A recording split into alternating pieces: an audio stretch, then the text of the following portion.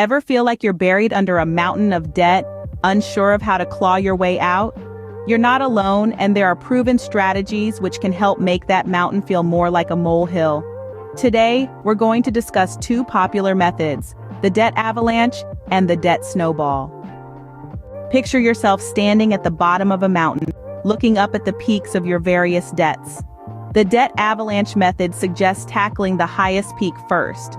That's the debt with the highest interest rate. By focusing your extra money on this debt, you're minimizing the amount of interest you'll pay over time. It's a method that makes a lot of sense mathematically, but it requires patience and discipline, as it may take a while to see noticeable results. Now, imagine that instead of a mountain, you're looking at a field of snowballs, each one representing a different debt. The debt snowball method suggests starting with the smallest snowball, the smallest debt, regardless of the interest rate. Once you've cleared that debt, you move on to the next smallest and so on. This method can provide a psychological boost, as you'll see debts disappearing more quickly. However, it could mean paying more in interest over the long run. Both methods have their pros and cons. The debt avalanche method can save you money in the long run, but it requires patience and discipline. The debt snowball method can give you a quicker sense of achievement, but you might end up paying more overall. But what if you can't pay off your debt, no matter how strategic you are? There are options for you too, like debt consolidation and debt settlement.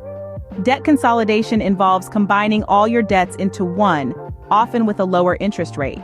This can simplify your payments and make your debt more manageable, but it's important to avoid accruing new debt during this process. Debt settlement, on the other hand, involves negotiating with your creditors to pay less than you owe.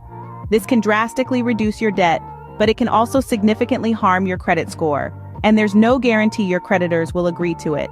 In conclusion, there's no one-size-fits-all solution to managing debt. The debt avalanche and debt snowball methods each have their pros and cons, and may be more or less effective depending on your unique financial situation. If you're unable to pay off your debt, debt consolidation or debt settlement may be options to consider. Remember, the reward of being debt-free is well worth the effort.